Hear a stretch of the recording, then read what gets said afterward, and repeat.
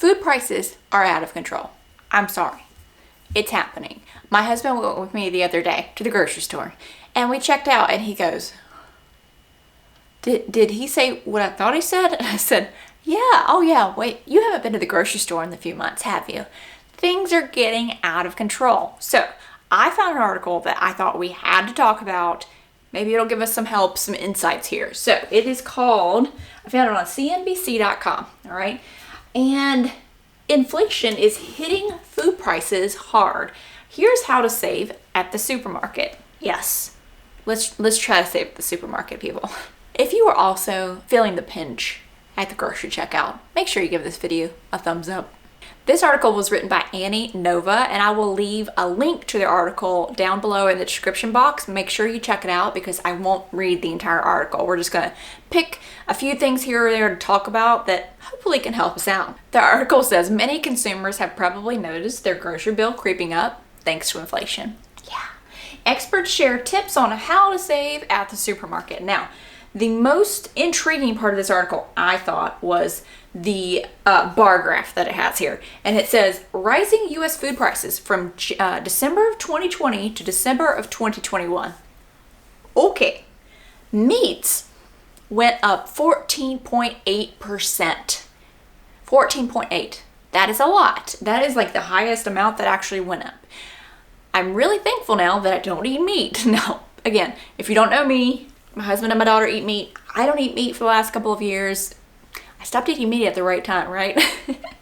14.8%. Eggs, 11.1%. Fats and oils, I guess that, what is that? You know, like Wesson oil or, we call it Wesson oil, vegetable oil or olive oil, 8.8%. Fish and seafood, 8.4%. Fruits and vegetables, 5%. Bakery products, 4.8%. The lowest was dairy products at 1.6%. And just in case you're curious, alcohol beverages, 2.3%. So if you guys are meat eaters and you maybe have a big family and have to buy and buy a lot of meat, have you seen that big of an increase? Let me know down below. I would be very, very interested because I remember meat being extremely expensive 2 years ago. And so to imagine that it's gone up that much is a lot. So the article says inflation is increasing at its fastest rate in decades. And anyone who's been at the supermarket lately can tell that one of the hardest hit groups is food. The cost of bacon is up more than 18% from last year. Bacon was ridiculously expensive before. 18%? If your grocery bill is busting your budget, here are some tips to help reduce it. All right. Let's learn some stuff. Number 1, stock up on staples. Make sure your kitchen and pantry are always well stocked with certain basics. Doing so will allow you to buy fewer and new items each week. Yes, we stock up on beans, pasta, spaghetti sauce, salsa. Yeah, gotta have salsa. What else? Rices, those kind of staples. We always stock up. It says some of the most useful foods to have on hand include eggs, pasta, rice, canned tomatoes, frozen vegetables, and fruit. You know, I mean, you can't really stock up on eggs that much though, because they go bad. Just saying. Maybe not in the group of the other stuff. It says consider buying these products in large quantities if you have the space to cut costs over time. Now, not everybody has space. We don't have that much space for all that extra stuff. We actually have in our dining room right now, we have a box that 2 years ago when, you know, you couldn't find TP anywhere, we really went to town on rice and beans and stuff because we didn't know what was going on, right?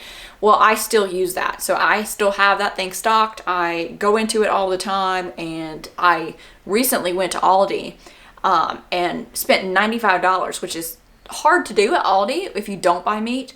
And I got so much stuff because, again, you never know what's going to happen, but I knew I needed to restock. The article says, consider many meals can be made from these ingredients alone. Yeah, the thing is with these, this is a good kind of a shelf. I talk in other videos, like shelf cooking, pantry cooking, always checking.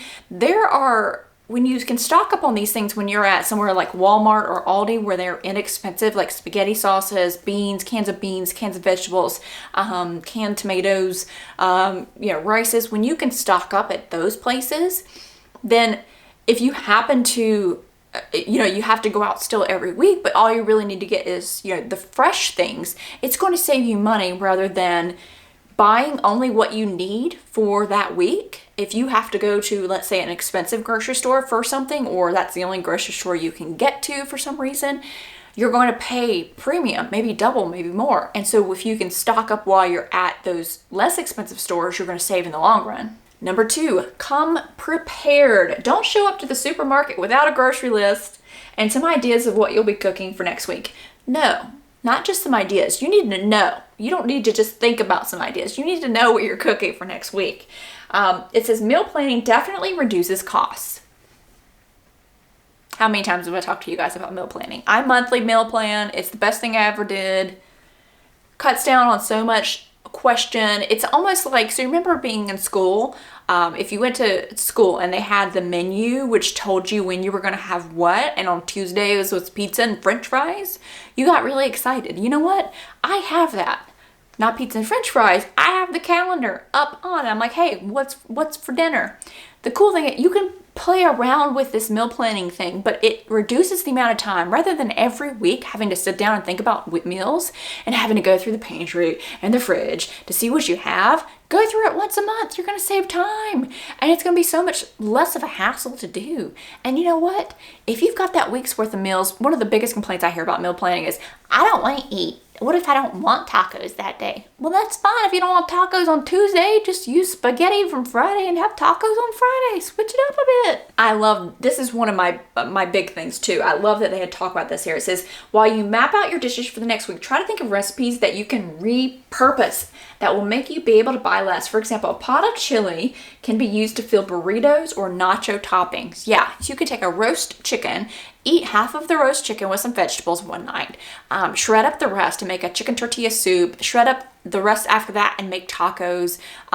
You can make a pot of beans and use it in a chili. You can make, I'm talking about the dried beans, that you have to sit and soak. Make the whole bag, use them for a chili that week, use them for some black bean tacos, use them for a vegetable soup.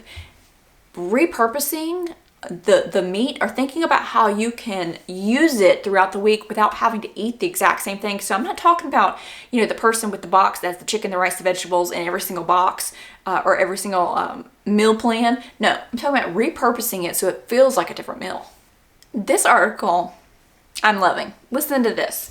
It says you can decide eating certain foods on repeat is sad or monotonous, or like so much else with life, you can choose to look at it more positively. I mean, if we could do that with everything, you hate your job. Well, you know what? Look at it positively. You got one. You're paid well. They pay you on time. You get your paycheck. You've got, health insurance. And it's really just a mindset shift.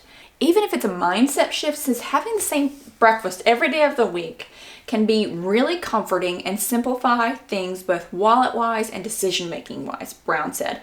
Then you can do something else the next week so you don't feel bored. So it's all about a mindset. So you may say, well, I don't want to be tied down to a meal plan, and I want something different every day. And it's if the inflation is causing you to not have enough money somewhere in your budget, then you know what? Tough cookies. You might have to eat 2 or 3 different breakfast items on repeat to be able to feed yourself and to pay your bills on time. I'm just like, stop whining, people. It's okay. People used to eat the same thing every single day forever and ever because there wasn't that much variety. Get a little creative and change it up. With a different topping or a different jelly on your toast, or eating eggs with a taco shell instead of just on toast. I don't know. Number 3, look for the best deals. You can usually browse discounts at supermarket websites or on an app. This is something probably a couple of years ago somebody brought to my attention and I had no idea. But if you like to go to certain stores, even if it's Aldi, for me it was Harris Teeter's the other store that we go to because Aldi doesn't carry everything. There is a specific blogger who all this person, or I don't know if she has a team of people do, is go through the Harris Teeter ads and match up the ads with coupons that you can find all over the internet. And literally you could go through there and see what the best deals are. She might say to you, I don't know, Harris Teeter has green beans on sale, 10 cans or 5 cans for $10, right? And then there's a coupon for that brand. So if you add that coupon in, this is how much they are per can. Do you know how much work that is? That's a lot of work. She does this, and I say she, I don't know who runs this blog, but it's called harristeeterdeals.com. So if you happen to have a Harris Teeter near you, you can look it up. But check out and see if if one of your stores, I don't know, what are some other grocery stores? Ralph's, Piggly Wiggly, I don't know what's around anymore. If there are other grocery stores, you have got to bet there's probably somebody who does that as well and has a blog. So check it out. Let them do the work for you. It's free, right? And just go through that. So when I'm doing my meal planning or my weekly shop and I know a list of the things that I need, I will also go onto that website and see if there's something that from the need list that I have that is on sale and maybe I need to pull a coupon, or there could be something that's on that website that's also a like one of those things that I stock up on that I'm like, oh, well, that wasn't on my list for this week, but I can stock up on it. The fourth one is change your menu. Let's see. Meat and dairy tend to be more expensive items at the supermarket, especially of late. In response, aim at to make more meals that don't rely on certain ingredients. You know, like maybe a meatless Monday. I may have mentioned that a time or two. Using meat sparingly as flavor, like adding a bit of bacon to a mushroom risotto, is more economical. So yes, using meat as a side item rather than a main course. Who says it has to be half of the plate? Using it as an accent rather than the main part of the meal. Buying foods with a longer shelf life can also cut your trips to the supermarket. It says that cabbage, carrots, Brussels sprouts, and beets can last for 2 weeks or longer when stored in the crisper drawer. Yes, so something that may be like strawberries, they don't last long. A fruit like bananas, they last longer.